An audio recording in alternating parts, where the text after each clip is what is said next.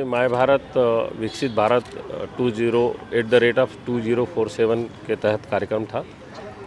बच्चों ने बहुत अच्छे से अपनी बात को रखा है। कुछ बच्चे विषय से के पास थे पर पूरा जैसा कि होता है थोड़ा बहुत कुछ न कुछ कमियां रह जाती है। फिर भी सारे पार्टिसिपेंट्स को मेरी तरफ से शुभकामनाएं। उन्होंने बहुत मेहनत के साथ अपनी बात को रखा है और ये जिला स्तर से चयनित होकर ज़िले से एक ही बच्चे को पार्टिसिपेट करना था और ये यहाँ पर आए। उन्होंने अपनी बात को, उनके पास जितना ज्ञान था उस बात को रखकर माय भारत विकसित भारत के ऊपर अपनी बात को रखा और इसमें जो सरकार की मंशा के अनुरूप प्रथम तृतीय जो है क्षितिजा अशोक वड़कुले हिंगोली से आई है। तृतीय कहफुला वारा शेख गढ़चिरौली। सेकंड है अंकित दत्तात्रेय खटाल, अनिकेत दत्तात्रेय खटाल, ये सतारा के हैं। और एक है निर्भय धनंजय सोनार जलगांव से। ये लोगों ने अपना स्थान प्राप्त किया है। जो प्रथम द्वितीय और तृतीय में आए हैं उनको भी बधाई और जिन लोगों ने भाग लिया था उन सबको हमारी ओर से, नेहरू युवा केंद्र संगठन की ओर से बधाई। इस कार्यक्रम में मुख्य अतिथि के रूप में हमारे भारतीय सिनेमा जगत के प्रख्यात वेटरन एक्टर आदरणीय श्री रंजीत जी साहब आए और उन्होंने बच्चों को आशीर्वाद दिया।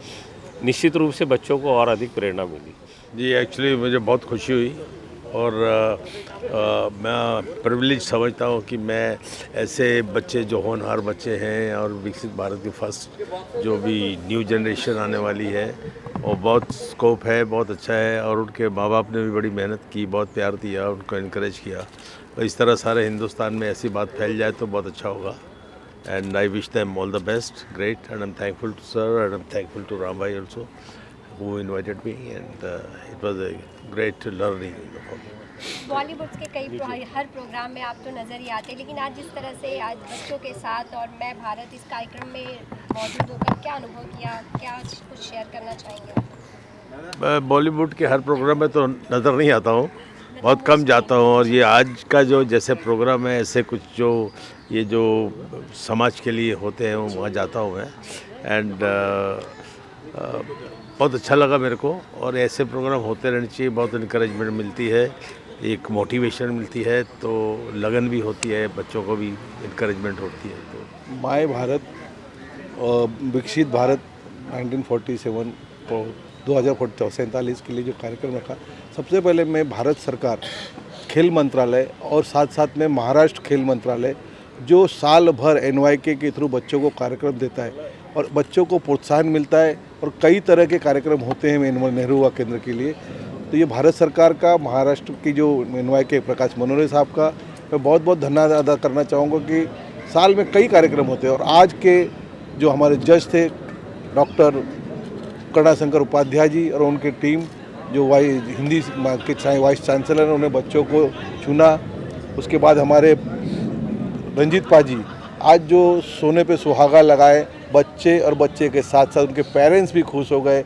इनके फोटोग्राफ्स के काफ़ी अच्छा लगा। बहुत बहुत धन्यवाद कि पाजी एक हमारे यहाँ आए और इन बच्चों को उन्होंने आशीर्वाद प्रदान किया।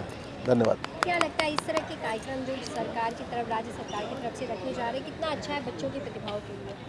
ऐसे बहुत सारे कार्यक्रम हर साल नेहरू युवा केंद्र मेहनत करता है और लगातार करता है और ये खेल मंत्रालय काम दे रहा है, करके काम हो रहा है बच्चों तक।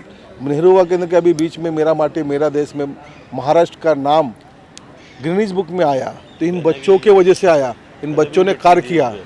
तो इस मिट्टी के लिए, मिट्टी तो पाजी ने भी दी थी, इसके लिए महाराष्ट्र में पहला नंबर आया। अनुराग ठाकुर जी को कहा कि हम रंजीत पाजी को एक लेटर लिखें। देखिए, माननीय प्रधानमंत्री की जो परिकल्पना है कि 2047 में भारत एक विकसित राष्ट्र होगा, उस पर बच्चों ने बहुत तैयारी के साथ अपनी बात रखी। कुछ बच्चे थोड़ा सा नकारात्मक हो गए, लेकिन जो सकारात्मक बोले वो पुरस्कृत भी हुए।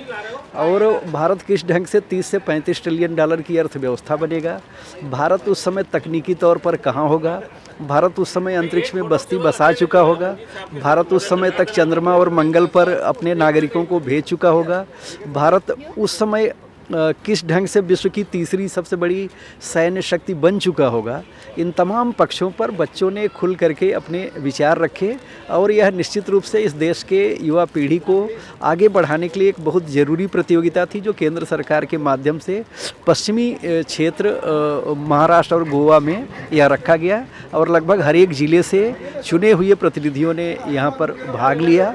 और ऐसा माना जा रहा है कि इस समय भारत विश्व का सबसे युवा राष्ट्र है और आने वाला समय इन्हीं युवाओं के कारण हिंदी का होने जा रहा है। तो 2047 और 2050 जो है हमारे लिए एक बहुत बड़ा माइलस्टोन बनने जा रहा है। एक्चुअली हम टीचर लोग हैं तीनों भी यहाँ जज करने के लिए आए थे, तो हमारे रेगुलर जो बच्चे होते हैं उनको उनमें से जज करना और ये जो पार्टिसिपेंट्स हैं उनको जज करने में थोड़ा अंतर है, क्योंकि ये जो रेंज है उनका बच्चों का 15-16 साल के से लेके 25-26 साल के बच्चे हैं। और अब जब हमने इनको सुना तो ऐसा लगा कि इन्होंने इतनी अच्छी तैयारी की है, इनको इतनी जानकारी जुटा ली है कि, और जैसे सर ने बात कही कि थोड़ा सा निगेटिव उसमें था, लेकिन वो निगेटिव भी मुझे लगता है कि थोड़ा असरदार किया उन्होंने, कि जिस तरह से प्रधानमंत्री जी ने बहुत सारी योजनाएं यहाँ लाई है, तो और कुछ युवाओं को, क्योंकि यही लोग हैं कि 2047 में हमको हमारे देश को एक महासत्ता बनाएंगे, तो उनके मन में क्या है ये अगर उनके प्रधानमंत्री के पास पहुंचता है तो डेफिनेटली नीति आयोग और वो लेके कुछ ना कुछ आएगा कि पॉजिटिवली उनकी तरफ देखेंगे, उनकी बातों को सुनेंगे और कुछ ना कुछ अच्छा आएगा, ऐसा मुझे लगता है। सबसे बड़ी चीज़ तो ये है कि महाराष्ट्र और गोवा के प्रत्येक ज़िले में प्रतियोगिताएं आयोजित कर बच्चों को विषय और विषय के साथ साथ बोलने की कला डेवलप करने का ये जो प्रयास है नेहरू युवा केंद्र का, वो काबिले तारीफ़ है। जहाँ तक विषय की बात है तो बच्चों की जो कल्पना शक्ति है कि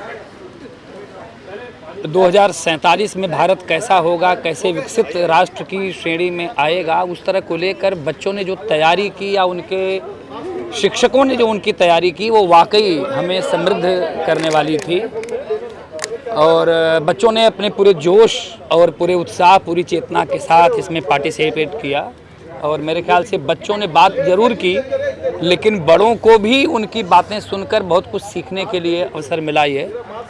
और जहाँ तक प्रतियोगिता को जज करने की बात है तो शिक्षक लगातार विद्यार्थियों के साथ इस तरह से कार्य करता रहता है, उसके लिए कोई बहुत बड़ी मुश्किल नहीं होती है।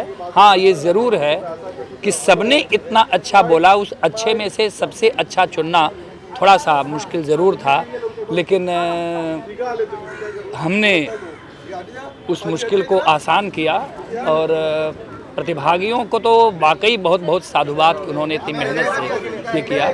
नेहरू युवा केंद्र भी इस बात के लिए साधुवाद का पात्र है कि वो बच्चों की प्रतिभा को निखारने का ऐसा प्रयास कर रहा है। धन्यवाद। अभी मैं मुंबई में हूँ तो मुझे शाहरुख खान का एक डायलॉग याद आ रहा है कि वो किसी चीज़ को आप पूरे दिल से चाहो तो पूरी कायनात भी उसे आपको मिलाने में जुट जाती है। ये वही स्टोरी है कि मैं चाहता था, मैंने उसके लिए प्रयास किया था और मैं आज जीत गया हूँ। और मुझे ऐसा लगता है कि NYK का ये बहुत बड़ा, मैं उनका थैंक यू कहना चाहता हूँ कि उनके वजह से ही मुझे ये प्लेटफॉर्म मिल सका। और 2047 तक हमारे देश को अगर विकसित करना है तो मुझे ऐसा लगता है कि सिर्फ इकोनॉमिकली डेवलप नहीं करना चाहिए, तो उसको हैप्पीनेस इंडेक्स में भी गिनना चाहिए। तो यही मेरा पर्सपेक्टिव था जो मुझे लगता है कि वो स्टैंड आउट हुआ होगा। आप क्या कहना चाहेंगे आज अपने हाथ में इस ट्रॉफी को पाकर, कितनी खुशी और किस तरह से अपनी इस खुशी को जाहिर करना चाहेंगे? आज हम बहुत खुश हैं कि हमने मुकाम पाया है।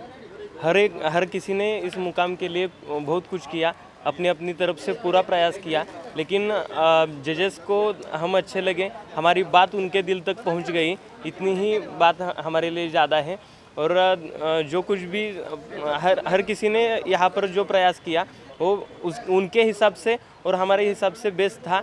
हम विनर है, बहुत खुश है और इसके लिए हम यहाँ आए थे, हमें जो चाहिए था वो मिल गया। आप क्या कहना चाहेंगे? आप कहाँ से आई हैं और कितनी खुशी है इस ट्रॉफी के आपके हाथ में आने के बाद? मेरा नाम कहफुल वरा यासीनी है, मैं डिस्ट्रिक्ट गढ़चिरौली से आई हूँ और I can't express my feeling right now. मैं बहुत ज़्यादा खुश हूँ और सबसे पहले तो इसका जो क्रेडिट है वो मैं अपने फादर को देना चाहूँगी, जिन्होंने मुझे यहाँ तक लेकर आया, और अपने अम्मी अब्बू और बहन और मेरे चाचू जिन्होंने बहुत ज़्यादा मेहनत की इसको तैयार करने में, स्पीच को। और मैं पूरे जजेस का भी थैंक यू करती हूँ और जो नेहरा युवा केंद्र है NYK, तो उनका भी मैं थैंक्स कहती हूँ। That's it. आप क्या कहना चाहोगी फैमिली का सपोर्ट और इतनी दूर आप आए मुंबई और ये जीत को जाकर कितनी खुशी है और कितना थैंक्स? खुशी तो मैं अब शब्दों में बता ही नहीं सकती कि मुझे इतनी खुशी हुई। इस सपनों के शहर में आके भी मुझे खुशी हुई, और इस शहर में आके मुझे कुछ लेना तो ज़रूर जाना था, लेके तो ज़रूर कुछ ना कुछ जाना था।